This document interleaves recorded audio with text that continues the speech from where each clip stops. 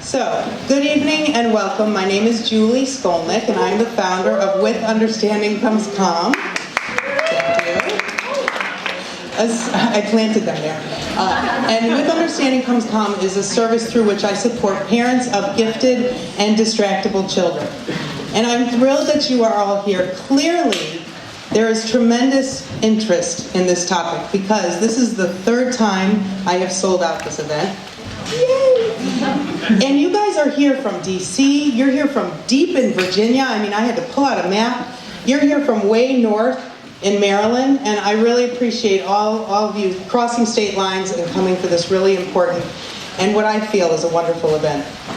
I want to thank all of our amazing exhibitors and our advertisers. You have giveaway bags that are chock full, I know because I stuffed them, with lots and lots of resources for 2E families. And a special shout out to Commonwealth Academy for providing us with popcorn and drinks. And I have to thank all my awesome volunteers, Eric and Dahlia Skolnick, Jill Asher, Rosie Rodney, Sylvia Edelstein, David Culp. You guys are awesome. Thank you for your help. And to Escapist Entertainment, who has so nicely taken away my anxiety over all things audiovisual and is handling that part of tonight. And last but definitely not least, to Larry Andraco, who is the manager of this wonderful space, who is a dream to work with. Okay, so just to give you a sense of the flow of the evening, is this too loud? It sounds very loud. Is it too loud? It's okay? Okay, if it's not loud enough, wave at me. Okay, so the flow of the evening. I'm going to talk for a short time, about the true meaning of giftedness and twice exceptionality. Then we're going to watch the movie together. It's about an hour. And after that, if everybody kind of hangs out so I can pull those precious raffle tickets, and the winners will meet me in the back at my table to get their prizes. Our exhibitors will hang out for a little while afterwards. We're not going to do a formal Q&A. I find it's more intimate and better if people can sort of ask everybody questions and process the film together, and I'll certainly stick around to do that with you. Okay, so at With Understanding Comes Calm, our mission is to empower parents to feel good about their children and themselves as parents, to understand what underlies the feelings and the behavior that these children, complicated but wonderful children, exhibit, so they can identify and use their strengths to reach their potential. I take parents through an in-person process, 3-meeting process, where we go through education of giftedness and what other exceptionality the child is experiencing. We do homemade strategies that we role play and we create for the family. And then we do advocacy training. The other part of our mission is really to educate the general public and professionals about the true meaning of giftedness and twice exceptionality. I do speaking and presentations, lunch and learns with professionals. I do a lot of writing. There's a blog on my website. I have a monthly newsletter that is all about events in the area, news about 2E families and 2E children. And if you're interested in subscribing to the newsletter, there's a pad at my table. You can go to my welcome page on my website, withunderstandingcomescalm.com, and sign up there.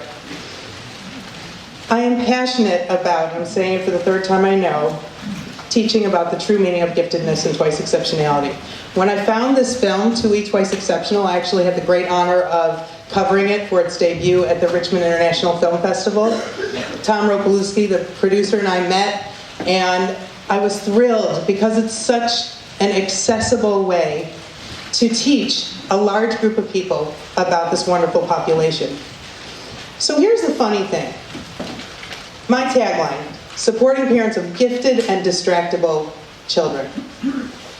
People ask me about the word distractible, and to me that is the more understood term, because that stands for so many well-researched, documented conditions or learning disabilities, learning differences like ADHD, ADD, high-functioning autism, dysgraphia, dyslexia, anxiety, so many things that you are all familiar with: processing speed, working memory, executive functioning challenges. So once I say what that means, oh yeah, okay, but gifted. If we all went together on a field trip up to 7 Locks and asked a bunch of people, how would you describe gifted? Or maybe even if I asked everybody here, how would you describe gifted? I would hear words like smart, potential, talent, and you know what? You'd be right. But that's like this much of gifted. So if somebody says to you, I don't really like the term gifted because all kids have gifts, now you know to say yes, but this is the word giftedness, that's this much. When I teach about giftedness, I say that is the frosting between the 3-layer cake of characteristics of giftedness. So what are those 3 characteristics? Asynchronous development, perfectionism, and intensity. Okay, what is asynchronous development? Asynchronous development is when you have a strength, or in giftedness, you can have more than one strength because you can be gifted intellectually, but it can be math, it can be writing, it can be science, you can be gifted artistically, you can be gifted musically, you can be gifted athletically, you can be gifted interpersonally or charismatically. And you can have one or more of these gifts at the same time. But guess what? If you have some strength to this degree, nature loves balance. You're not going to have everything at that level, right? And very often it's social or emotional challenges that come with our gifted folks. And sometimes it's a learning disability or a learning difference, and that's where twice exceptionality comes in. So let's take for a moment the bell curve of intelligence, right? So the middle is norm. And if you go to the left, standard deviations away, nobody argues that those folks need support, right? Well, guess what? When you go standard deviations away to the right, and by the way, there is gifted, highly gifted, and profoundly gifted. I've been in sessions where I've heard that there are accommodations within a gifted classroom for the different levels of giftedness. And the higher you go, the more standard deviations away that you go, the more support that is needed. These folks need support just as much as they did on the left side. They're just on the other side. Standard deviations are the same. In fact, did you know, and if you're really paying attention to your popcorn and not me, now's the time to look up and pay attention because this statistic is amazing. 14% of gifted children may be identified with a learning disability compared to 4% of the general public. I found that kind of astounding. The trick is that many twice exceptional kids are unidentified or misidentified. Their gift may mask their challenge may mask their gift. Depending on the combination of their strengths and their challenges, they may be better or worse at compensating for what's weak for them. Which is why some 2E kids fly under the radar, and some 2E kids are denied admission into giftedness programs. Okay, so we have one of our layers, asynchronous development. Second layer is perfectionism. Can perfectionism be a good thing? Absolutely. It can be a driving force. It can be an incentive to do your best work. But guess what? The other side of perfectionism can be anxiety. In the gifted population, we set standards so high for ourselves, and we know that everybody around us who looks at our giftedness label has expectations super duper high for us. And there comes a point where we realize we just might not be able to make those expectations. And we're worried that we're not going to be able to live up to what everybody says that we should live up to, or to the level that we think we should live up to. Maybe you've heard your child described as lazy. Maybe you've heard your child described as afraid to take risks, or a failure to launch, or unmotivated. When I hear clients say that this is how their child is described, or if they describe their child this way, I know to ask questions about perfectionism and anxiety. I have 2 blogs on this subject right now on my website. One is called Sometimes Good Enough is Good Enough, and the other one, hot off the press, was just published on Thursday, and if you subscribe to my newsletter, you got it. It's called Perspective, Perseverance, and Perfectionism, and it takes into account Carol Dweck's work with mindset and Angela Duckworth with grit. Okay, so we have asynchrony, we have perfectionism, and number 3 characteristic in our characteristic cake of giftedness is intensity, or what is known as overexcitability, or OE in giftedness parlance. This is a topic that is really fascinating, and I highly recommend Googling overexcitabilities, or OEs, when you go home. I could talk for hours. I promise I won't. I'm just going to give you a couple of examples. These are folks who are affected by stimuli in the world in a much grander way than you would expect from the general population. It isn't always negative. It sounds like it, overexcitability is like there's too much, right? But sometimes it's a really great thing that you can tap into the world in this way. We refer to these folks as cable televisions walking around in a 4-channel world. I wish I made that up. So there are 5 areas of overexcitabilities that were identified by the psychologist Kazimierz Dabrowski. Intellectual, emotional, imaginational, what he called sensual, but I call sensory, and psychomotor.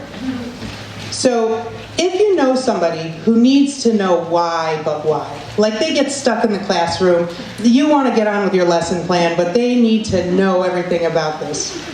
Or somebody who's just, in my day, they would be reading encyclopedias, now they're Googling. Somebody who's just, you like that, huh? Maybe you know somebody. Somebody who loves to do math and can do math, but they have to understand why it works. These are folks experiencing intellectual overexcitability. If there's somebody who has remarkable empathy, this is somebody who sits in a room and can feel the feelings of other people. We might call them oversensitive. They make connections to people, places, and things. I remember a client telling me about her child who could not deal with her throwing out the couch, even though it was worn and old. She had a connection to this couch. She was experiencing emotional overexcitability. If you know somebody who gets lost in thought, who can just create worlds out of thin air, or write in such a very detailed way, or maybe they create Lego buildings or with toothpicks, something without using any directions that's very complicated.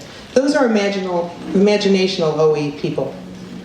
Someone who is challenged by seams in their socks, or I swear this is why we don't have tags in our shirts anymore, but those people who, transitioning from light to dark, recess time to classroom time, loud to quiet, people who are enjoying something from their 5 senses, like music, they get lost in music, or a special kind of a food or something. These are people who are experiencing sensory OE. And our last one, and I'm sure nobody here has experienced this, because these are the kids who seem to be running on a motor at 1 speed, supersonic. Nobody here knows this, right? That's your psychomotor OE kid. Can you imagine, now that you know all of this, can you imagine what our kids, our clients, our students are experiencing every day? They are trying to quiet the perfectionism monster in their head. They are trying to harness their overexcitabilities, which they have no control over, by the way. They are dealing with frustration over their own asynchrony. Why can I do some things really easily and other things not at all? No wonder they come home and fall apart, or they hit a wall in the classroom.